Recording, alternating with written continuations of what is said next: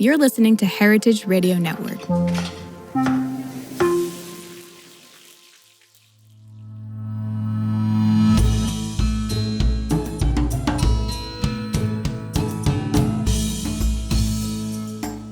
Welcome to One Bite is Everything, the podcast that connects every bite you take to the bigger world, sparking curiosity and inspiring you to ask more questions about the food on your plate. I am your host, Dana DeBrima. Today we're heading to Texas to meet Stacey Roussel of All We Need Farm, a farmer who turned 4 acres of grass into a thriving goat dairy, a popsicle business with over 40 flavors and a model for what resilience and creativity in small farming look like. Stacey's story begins with Houston's Urban Harvest, where she discovered the power of community gardens and local food. From there, she and her family grew a herd of Nubian and La Mancha goats, started experimenting in the kitchen, and, thanks to a little inspiration from her kids, launched a goat milk popsicle business that has been delighting customers and chefs for a decade. In this conversation, you'll hear about the business decisions behind building a farm enterprise, the role of mentorship and holistic management in shaping her path, the science of breeding and genetics that keeps her herd strong, and the ways she balances caring for animals, people, land, and community. We'll also touch on her 4 Farmers Grant, which is helping her bring new tools and technology into her breeding program. So, whether you're a foodie, a farmer, or just someone curious about where your food comes from, you're going to love this inside look at how one small farm is innovating, adapting, and thriving. I started as an accountant when I was fresh out of school, CPA. And then 7 years later, I had this little baby and I didn't want to do that work anymore. And so my husband was like, Stacey, just find something that makes you happy, that you want to do, that'll fulfill you. And so I just started following my heart. And Urban Harvest has these community gardens all over Houston. Urban Harvest has been quietly changing the way Houstonians connect with food since 1989. Across the city, more than 50 community gardens and 100 school gardens are full of people learning how to grow vegetables, compost scraps, and share extra produce with neighbors. In neighborhoods where fresh fruits and vegetables are hard to come by, these gardens become small hubs of connection. Kids digging in soil at schools, families swapping tomatoes with neighbors, and surplus carrots making their way to local food banks. Urban Harvest also supports small urban farmers by providing training, resources, and a network to sell their produce locally, helping them make their gardens more productive and more sustainable. And the next thing I knew, I was working in 5 of those. I had one I'd go to every week with my baby in the car seat with the mosquito net over her so the mosquitoes wouldn't eat her, right? Crazy stuff. And Bob Randall, he's a community organizer in Houston. That's his baby. And I think the world of Mr. Randall. And so they do really good at taking urban food deserts and making a little food island in them with these gardens, right? So then people growing and nurturing. I left those gardens in Houston and we bought 4 acres an hour from Houston. And that's what started my farm. We started with 4 acres of grass. And from there, now we have a lot. When I look back on that was 2004, 2005, we were making that step. Now, 20 years later, I have a dairy. I have 17 acres in the same county. We have all of this herd of dairy goats. And it all started with just vegetables I was growing for my family. And then a chef friend of mine who used to also sell at that market, she picked up our vegetables. And then when other chefs heard I was working with her, we started a little CSA with 10 families. Then it grew to 20. Then we had 75. It's a long journey, right? So to get to the place where I had dairy goats I was 7 years into farming and my kids wanted dairy goats for Christmas. So Urban Harvest has been a huge part of me and what I do and why I do it. I didn't realize that. The Urban Harvest is part of your origin story. That's so cool. Yeah. And so when I had vegetables, I never sold at the vegetable market there because my farm with the 4 acres couldn't compete with the Atkinsons and the Gundermans that were there that have been generational farming, and they have 100 acres here and 45 acres there. Mm. So my little table was so small. I did much better with my CSA. But when we took a step into dairy and we started making our popsicles, I was kind of unique, kind of different. And I took a step into that market and I did it for 10 years. So long time. We started in 2015 and I pulled out in January of this year. I remember talking to you about like that you had a mentor said, do something and do it really, really well. And it sent you on this path in the popsicle direction. And so I think it would be really interesting to hear about, I mean, obviously you're an accountant, you have business acumen. I'd love to hear about the business side and your story in terms of the decision making. So pick up the story from there. We had 4 acres of vegetables, right?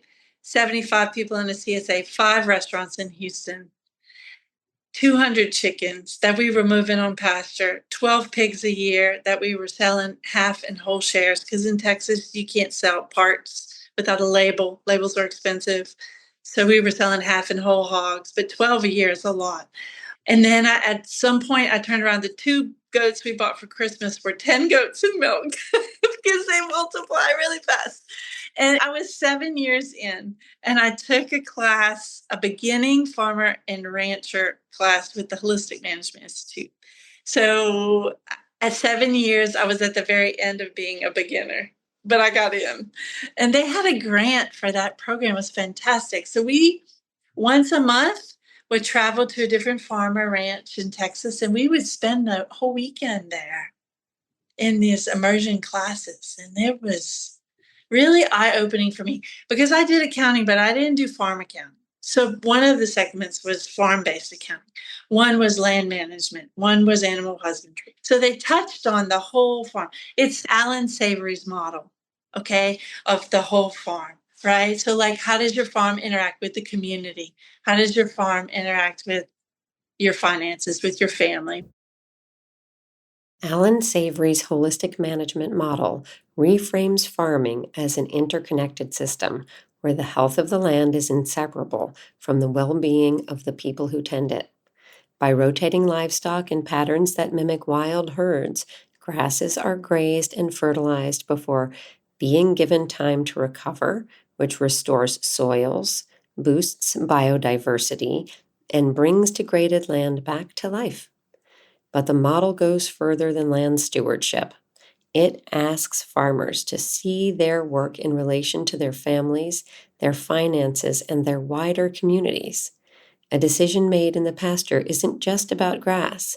It affects livelihoods, relationships, and the resilience of the whole farm system.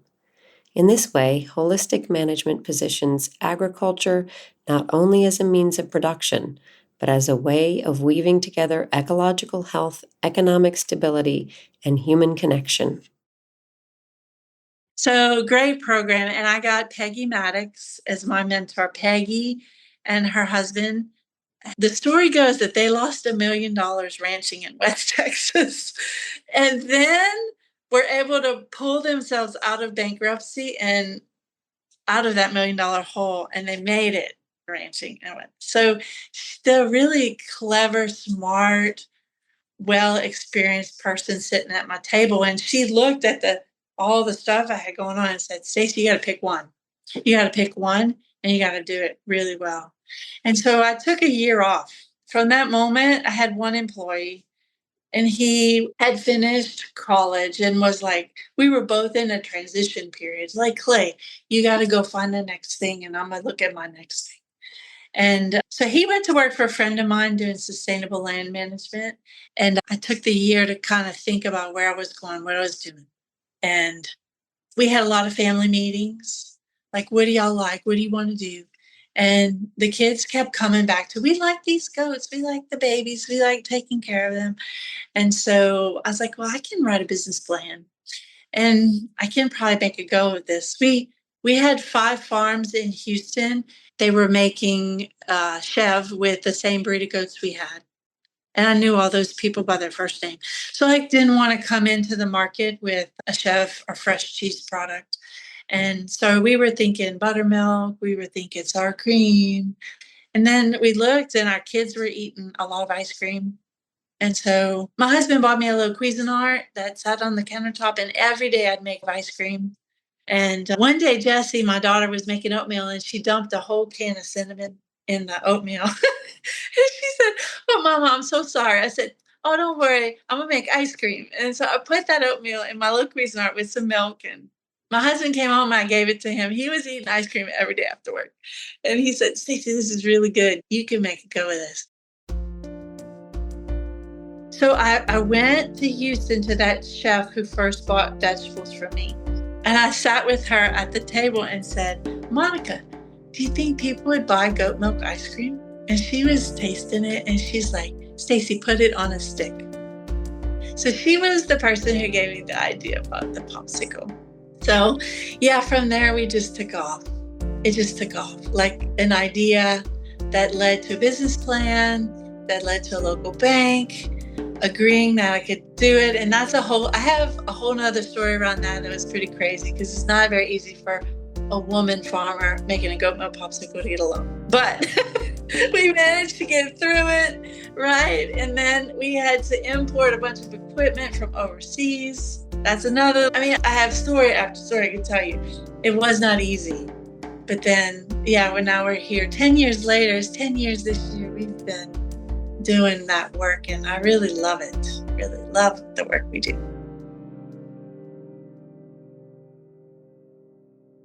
I can tell you love it.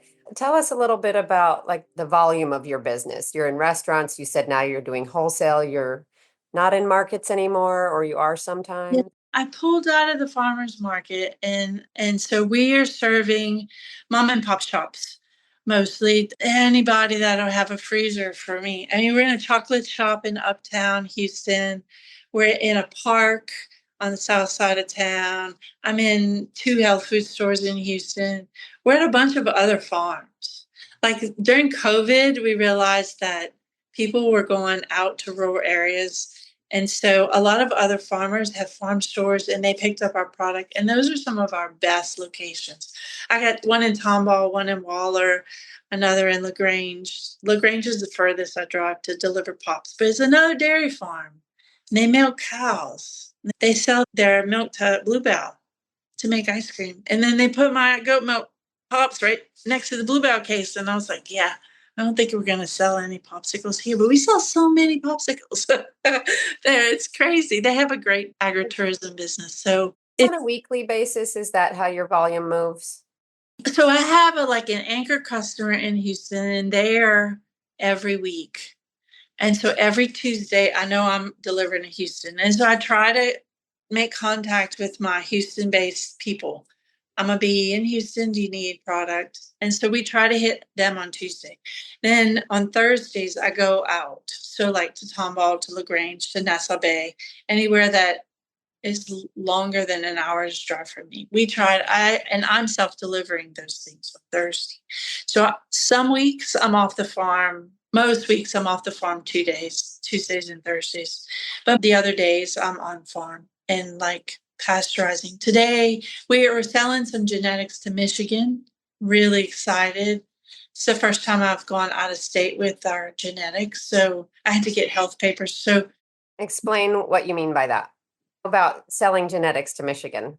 yeah, so we're working really hard to improve our herd. And so the American Dairy Goat Association has it's a 3-step stool, like tools they give you to do that. And one is the Dairy Herd Improvement Program, which we participate in, not enough because I need more help. The linear appraisal, where ADGA will send a judge to your farm and judge your goats against a standard, and then give them a score that can tell buyers or equate to a mental picture of what the goat is. They don't even have to see a picture. Once you learn the scorecard and you say, oh, this goat is a 45 in top line, and the angle of the rump, her medial is this number and her arch on the udders, you can get a mental picture of what that goat looks like without even seeing her. So having a third party come and evaluate, then you can use those scores to sell your genetics or the offspring of that animal. And then there's also showing, which is like not your goats against a standard, but your goats against whoever else showed up that day in the ring, which is sometimes tough, but it's also a good way to learn because you go and you meet other producers and you can see the size of your animals compared to theirs, like the body capacity. Is your nutrition program good? Is your 6-month-old doe the same size as the person next to you? Like maybe you have this problem you didn't realize you had, right? So showing gets you off farm and allows you to look at things from a different lens. So we participate in all three of those things with the idea that a goat who is well conformed will have a longer life and hopefully be more productive during that time. Because to spend the money it takes to get a goat from birth to milk and her rump was too narrow when she kidded is really heartbreaking, right? So we want to have those conditions that set into motion success and then also productivity. And so the Dairy Herd Improvement Program helps with those scores. That information that comes back from that program is how much a doe make in her lactation, how much is she milking every month. So you can look month to month and then the year in total, like all the components of the milk, the casein, the protein, the butterfat, which butterfat is the thing I care about. But a cheesemaker is going to look at the other two. Somatic cell count helps me with the state of Texas because we're inspected every month. And that's one of the things they're looking for. So it helps me to know where I am. So all of those things are what we're gauging to be better and better. So moving your genetics from Texas to Michigan helps us to put a foothold there. And then people see how lovely your does are. And then maybe more people from that part of the country reach out to you and call you and looking for what you have. We were 4th at the national show in one class this year. I'm really proud of that. Our goal was just to be in the top 20 in one class. And we got 4th in with a little junior doe. And then I was 19th with another. Congratulations. That's a big accomplishment. I think when people think about a goat milk popsicle or just a popsicle in general, they're not really thinking about all of these, really intricate sort of scientific details about the conformation of a goat or even the breed of a goat or what have you. So in order to make more popsicles, you need more milk and healthy goats, right? Yeah, that's the key, right? And good producing goats, because a goat that makes a gallon a day and a goat that makes 2 gallons a day, they eat the same amount, right? So the economics of that are real. So we're constantly trying to narrow the gap, not to go too big with our herd size, but to narrow down our herd, to get to a point where the most productive, most economical are the ones that stay. And it's really hard because they tug at my heartstrings. Now, how many goats do you have? And talk a little bit to us about the breeds. Yeah, so we had 70 before last week. We had 35 babies born on our farm this spring. I've sold quite a few. I haven't done the counts. I sold 8 goats in the last week. We're probably closer to 60 in the low 60s right now. I should go count heads. Tell them to stand still. I got a lot of pens.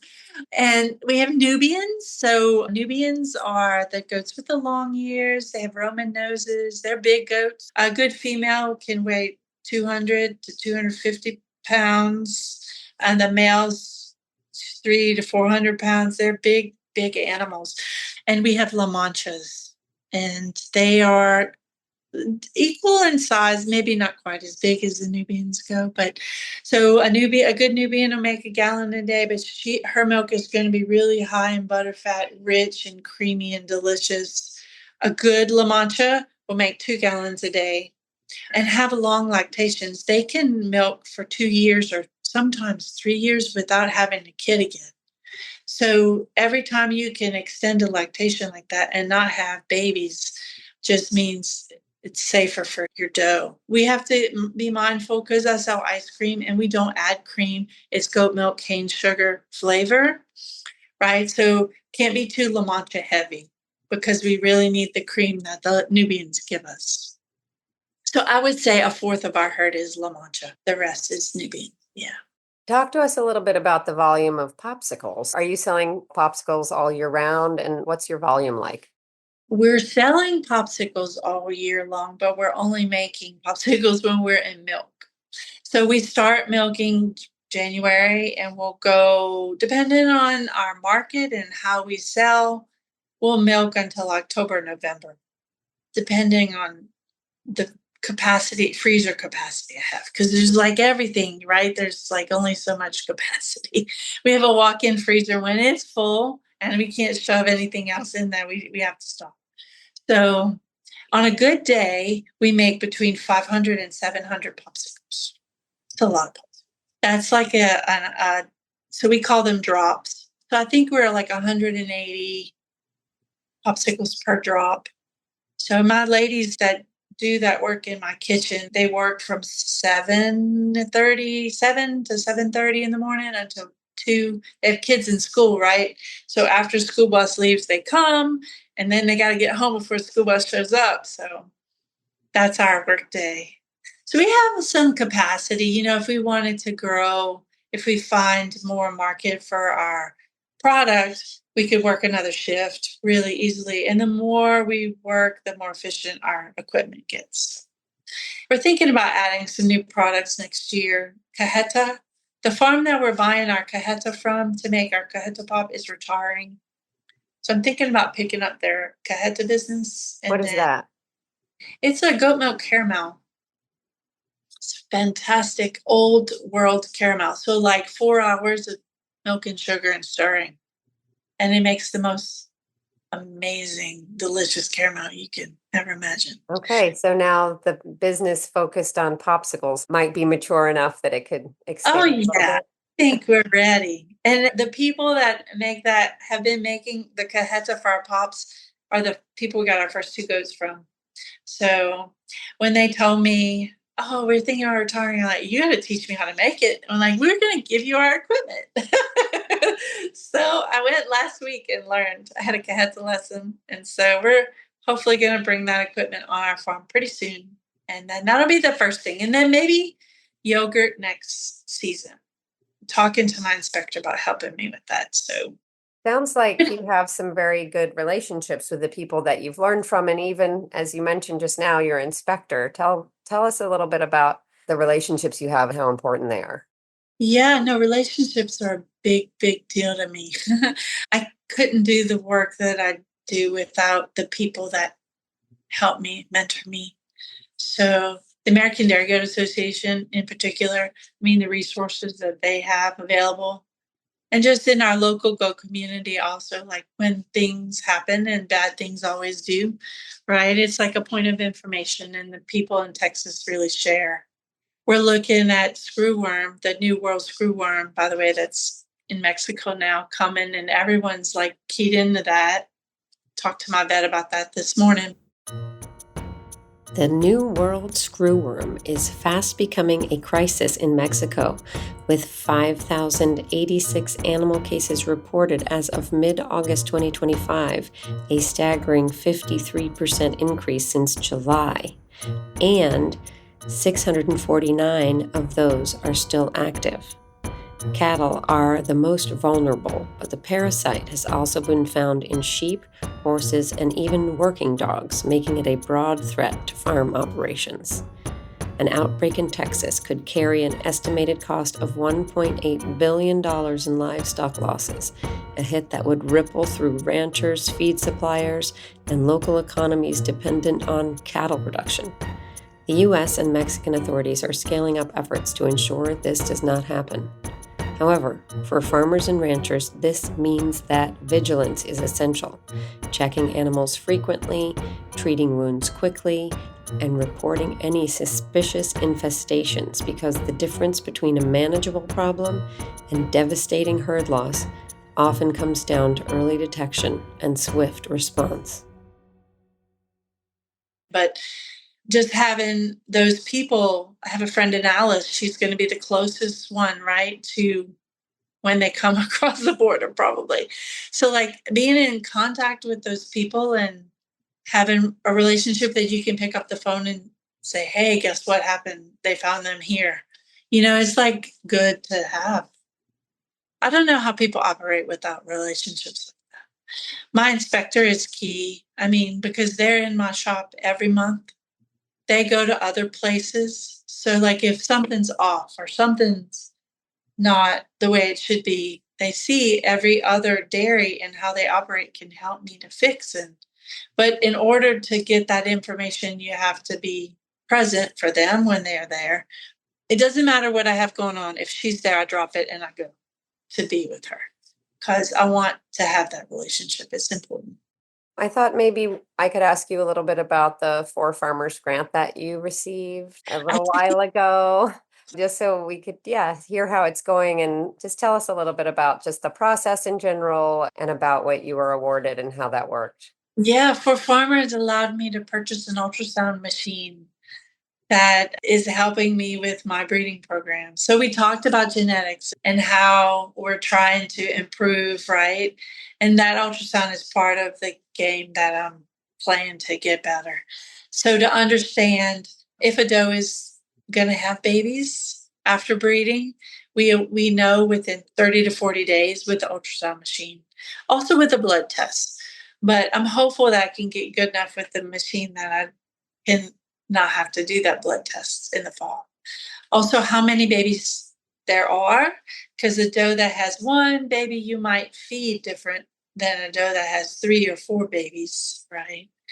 So those kids will demand a lot more nutrition if she has a heavy load. We worry about ketosis a lot with goats in the end of their pregnancies, and a doe that has heavy bred is going to be more at risk. But if you don't have that capacity to know, because you can't really tell by looking at them. Some does you can, but many are deep bodied. They hide very well their babies, right? So that machine is going to be a key to being successful with those breedings and kiddings and having safer kiddings, because to know I have 4 babies coming, right? And that leads into the market. Like, I know if this doe has 4, my chances of having a doe out of her or maybe think about selling a buck and getting those lined up even maybe before she kids. So there's a lot of potential. I'm still working. I'm so green with it. I took it out. It's placed on the top shelf. We have had 2 breedings so far. So I'm so anxious to get that machine out and get it working. I wanted to give Shahid and Liana an opportunity to ask you some questions as well. Sure. So let's hear what you got. So with the popsicles, I saw that on your website you have like several different flavors. And I was just wondering, how do you choose the flavors? Because some of them do look a little bit unique. So I just wanted to know how you choose flavors. Yeah. So I'm a creative person and I like to tinker in my kitchen. Right. So we make an avocado popsicle that I love. And that was like a brain, like I have an avocado for lunch with a glass of milk, right? And I was like, this kind of tastes good together. Wonder what this would be like in a popsicle. And it's really good. Like, it's so different and so delicious. Some of our flavors were customer requests. Banana pudding, for example. I have a friend, he has a butcher shop and a barbecue shop in Crawford, Texas. And he asked for banana pudding. And so we're like, sure, we'll make it for you. And then we tasted it and I was like, this is really good. Our newest flavor this year is passion fruit. And it was a request from Araya Chocolate in Houston because they sell a lot of their chocolate with passion fruit in it. So they think it would be a good seller in their shop. So a lot of customer requests. My best seller is chocolate because it's safe, chocolate and then strawberry and then cookies and cream. We sell so much cookies and cream. That's what we're making tomorrow. Today we're making pumpkin spice and cajeta, the caramel. We have our customer in Tomball, their customers love pumpkin spice. So mainly we're making that for them for the fall. We make peppermint dark chocolate for Christmas. So we try to pull in some seasonal things. And we know that components in our milk change as lactation changes. So in the spring, the milk is light and fresh.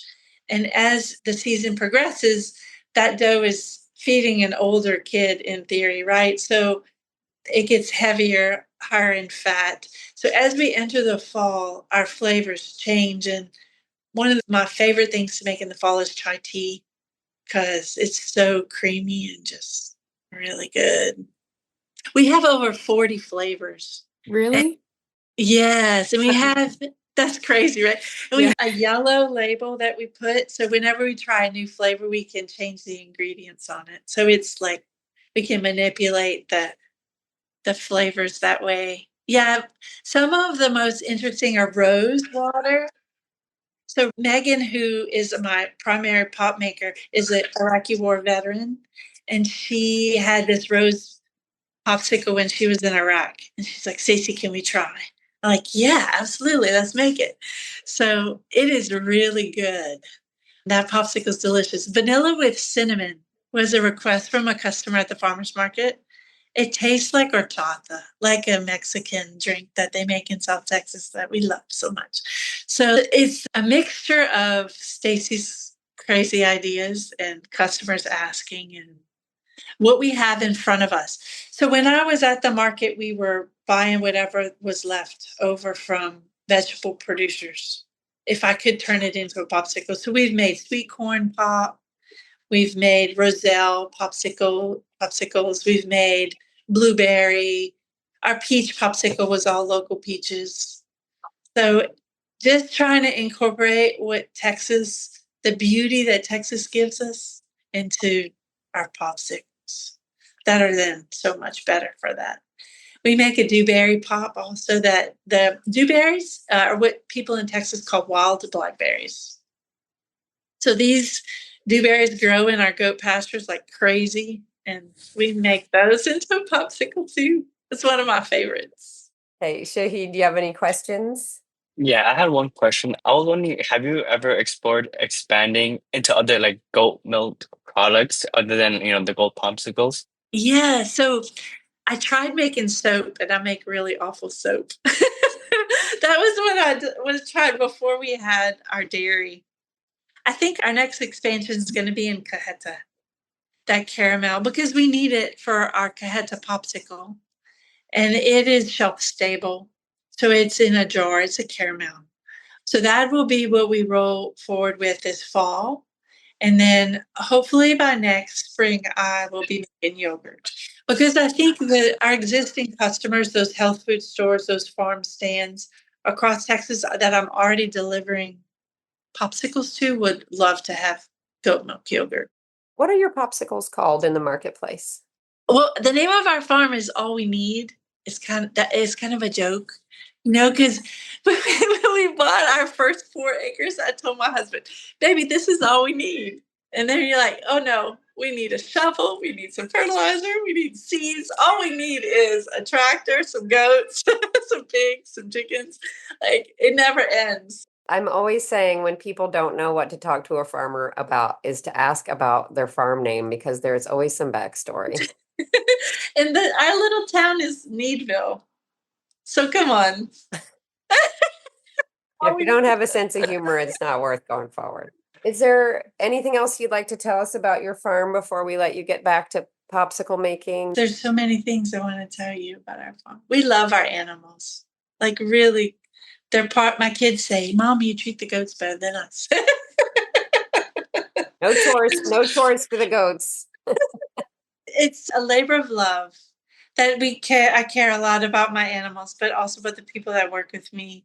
Like that's one of, when we talk about the priorities we have on our farm, the people that work with us, our customers, like taking care of them and our animals really well, maintaining our land so it gives back to our community.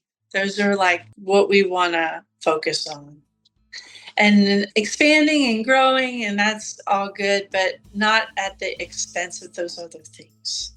So that's my first priority. So care of my herd and my employees and our customer base. Yeah.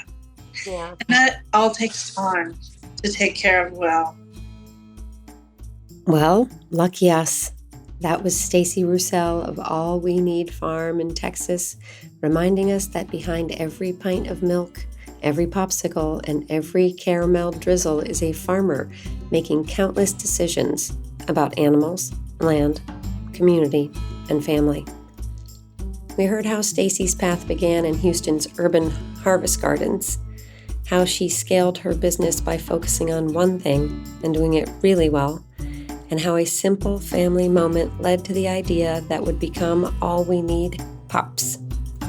We also got a glimpse into the less glamorous but essential side of farming, from herd improvement programs to ultrasounds and genetics, all of which ultimately make it possible for her to create the products we enjoy. Her story is a powerful example of why small and mid-sized farmers matter, and how innovation at a local scale ripples out to strengthen our communities, our economy, and our food system. If you enjoyed this episode, please take a moment to leave us 5 stars and a written review on Apple Podcasts. It really helps more people find the show. And don't forget to subscribe so you never miss an episode. As always, One Bite is Everything is co-produced by Sonia Dillon with sound design and original music by Roussel Chapa. Until next time, remember, every bite is connected to something bigger. I'm your host, Dana DePrima, and I will see you right here next week.